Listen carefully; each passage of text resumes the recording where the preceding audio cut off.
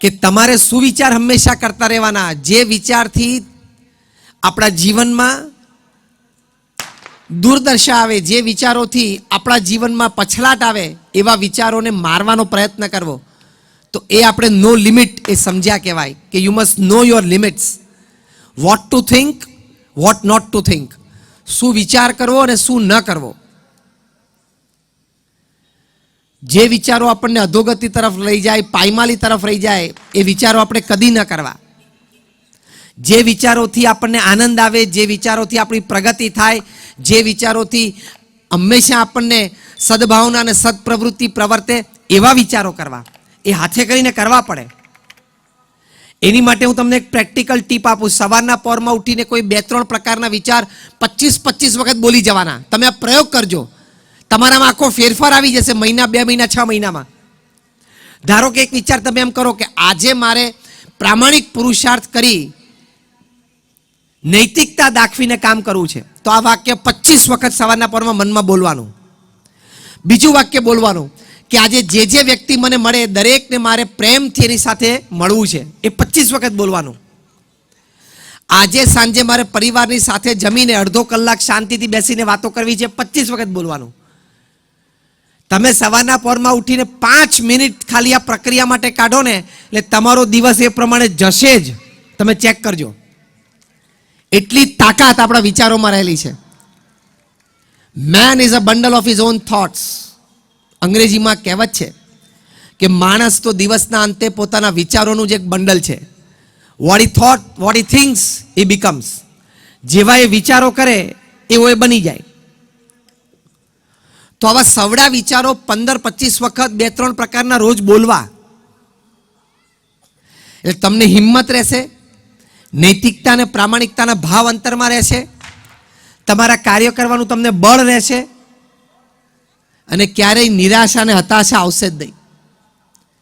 આ પણ વાક્ય તમને તમારે બોલવાનું કે ભલે અત્યારે મારા જીવનમાં નાની મોટી તકલીફ છે, પણ હું નક્કી કરું તો જ હું દુઃખી થઈશ. હું નક્કી કરું તો જ હું હતાશામાં ગરકાવ થઈશ.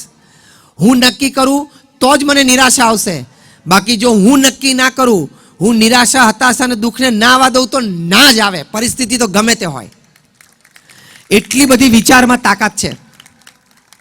જેમ વરસાદ તો પડતો હોય અને પડતો વરસાદના તમારે કદાચ બહાર જવાનું પણ થાય, પણ તમારી પાસે છત્રી હોય, રેઇનકોટ હોય અને તમારા પૈસા પાછા પ્લાસ્ટિકની કોથળીમાં વાળીને રબર બેન્ડ બાંધીને ખિસ્સામાં મૂક્યા તો કોઈ રીતે ના પલળે. એમ વરસાદ તો અટકવાનો નહીં, તમારે છત્રી અને રેઇનકોટ રાખવાના.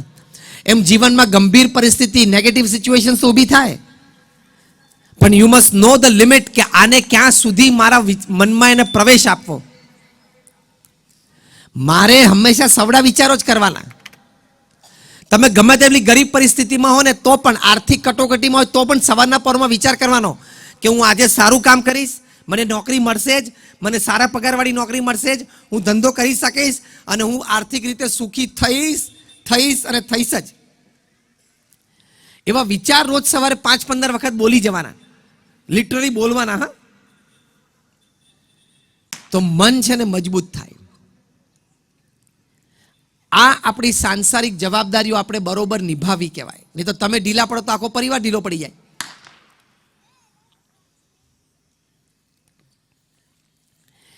એટલે આવા પવિત્ર વિચારો કરવાથી અને અયોગ્ય વિચારો ન કરવાથી આપણે લિમિટ જાણી કહેવાય. તો એ વિચારોની સબળતાને લીધે આપણું જીવન વધારે ઉન્નત બને. એ નો લિમિટ કે આપણા જીવનમાં આનંદની કોઈ લિમિટ ના રહે. ઘણા બધા યુવાનો અહીંયા બેઠા છે. લંડનમાં એક વખત બિગ બેંગ ટાવરની સામે સવારે 11 વાગે એક બાળક બેઠેલો. એના પિતાશ્રી તો સફાઈ કામદાર હતા, એટલે ત્યાં બગીચો વાળતા હતા. વળી રજાનો દિવસ હતો, પિતાજી સાથે ગયો હશે. ત્યાં 12 વાગ્યાના ટાવર ઉપર ડંકા વાગ્યા. પહેલો ડંકો વાગ્યો અને બોલ્યો કે વેલિંગ્ટન, એનું પોતાનું નામ વેલિંગ્ટન હતું, Wellington will become the mayor of London. બીજો ડંકો વાગ્યો ને બીજી વખત બોલ્યો Wellington will become the mayor of London. એમ 12 વખત ડંકા વાગ્યા ને 12 વખત બોલ્યો. હિંમત બંધાણી, મનમાં એક ધ્યેય નક્કી થયો, એ પ્રમાણે પુરુષાર્થ કર્યો અને 22 વર્ષની ઉંમરે વેલિંગ્ટન લંડનનો મેયર બન્યો. તે ઘણા કિશોરો યુવકો અહીંયા બેઠા છે, એવા સારા ને ઊંચા વિચારો કરવાના. મારાથી નહીં થાય, મને આ નહીં ફાવે, આપણું આ કામ નહીં.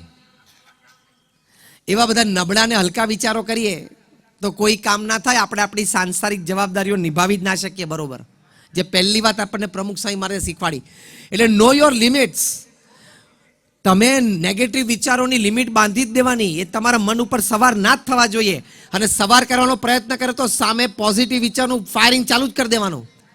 AK-56, AK-46, AK-47, AK-56 હાથમાં જ લઈ લેવાની. પહેલું કામ સવારના પોરમાં ઉઠીને એ કરવાનું કે નેગેટિવ વિચાર આવવા જ નહીં દેવાના.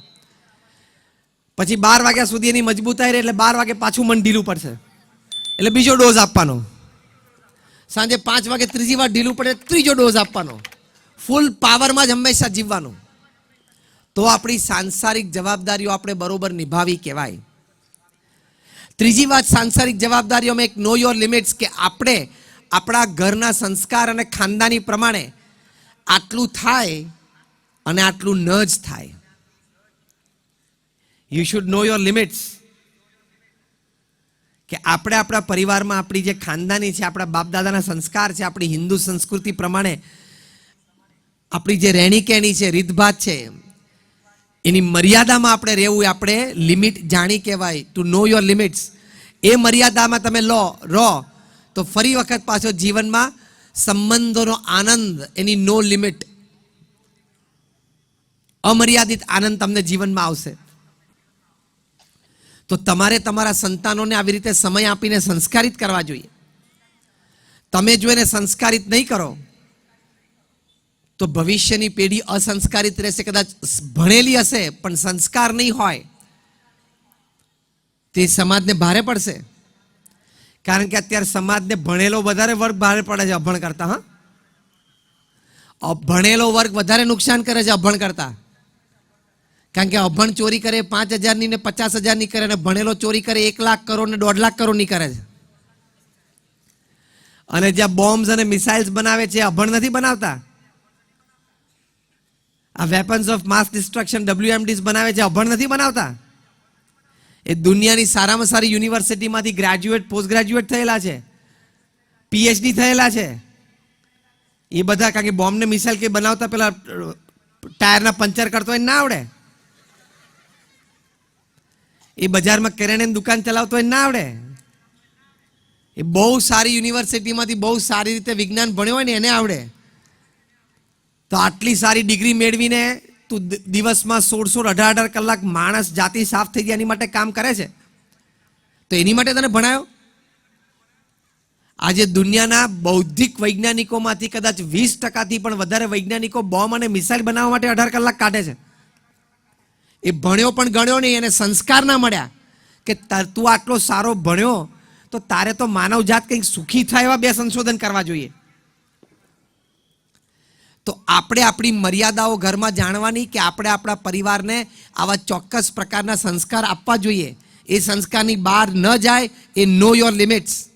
તમે તમારી મર્યાદા જાણી રાખવી જોઈએ. કે નાનપણથી તમારે તમારા સંતાનોને સંસ્કાર આપવાના, અને એ સંસ્કાર માટે ઉપદેશની વાત, શિખામણની વાત તો ચોક્કસ છે, પણ વડીલ તરીકે તમારું વર્તન જોઈએ. You should no your limits. એકવાર અમારા મંદિરમાં સાયમ આરતી પછી એક વડીલ છે, એના સંતાનને લઈને આવ્યા. 12-14 વર્ષનો એનો કિશોર હશે. તો એ વડીલે અમારા સંતને કહ્યું કે સ્વામી, આ મારો છોકરો છે સિગરેટ પીતો થઈ ગયો. એટલે અમારા સંતે પૂછ્યું કે તમે કોકનું કહેલું બોલો છો કે તમે પોતે જોયું? તો કે સ્વામી મેં પોતે જોયું, મેં એને સિગરેટ પીતા જોયું. પૂછો એને. પેલો બાળક કે હા. એટલે અમારા સંત કે આવો બેસીએ, એમ કરીને 3 જણા બેઠા. પછી અમારા સંતે પેલા વડીલને પૂછ્યું કે તમે સિગરેટ પીવો છો? તો કે હા. બીજો પ્રશ્ન પૂછ્યો, તમે તમારા ઘરમાં સિગરેટ પીવો છો? તો કે હા, મને સિગરેટની આદત છે, એટલે સવારે હું સિગરેટ પીવું છું ઘરમાં, રાત્રે પણ પીતો હોઉં ઘણી વાર. ત્રીજો પ્રશ્ન પૂછ્યો કે કોઈક વખત તમને સિગરેટની તલપ લાગી હોય અને ઘરમાં સિગરેટ ના હોય ત્યારે નાના બાળકને તમે પાનના ગલ્લે મોકલ્યો છે? સિગરેટ લેવા માટે? ત્યારે એના પિતાજી કે હા. અમારા સન કે બસ ચેપ્ટર એન્ડ્સ, અહીંયા ચેપ્ટર પૂરું થઈ જાય છે. તમારા બાળકે તમને સિગરેટ પીતા જોયા, ઘરમાં તમને સિગરેટ પીતા જોયા, અને તમે તમારા બાળકને પાનના ગલ્લે સિગરેટ લેવા માટે મોકલ્યો, એટલે એના પગ તો પાનના ગલ્લા તરફ ચાલી ગયા. હવે ખાલી સળગાઈ નહીં અડાડવાનું એટલું જ બાકી રહ્યું, એટલું જ કરી જ નાખે ને. એટલે you didn't no your limits. તમને તમારી મર્યાદાઓનો ખ્યાલ જ ના રહ્યો, એટલે પછી બીજી રીતે નો લિમિટ થાય. એટલે શું? સંસ્કારની પછી કોઈ મર્યાદાઓ રહે નહીં.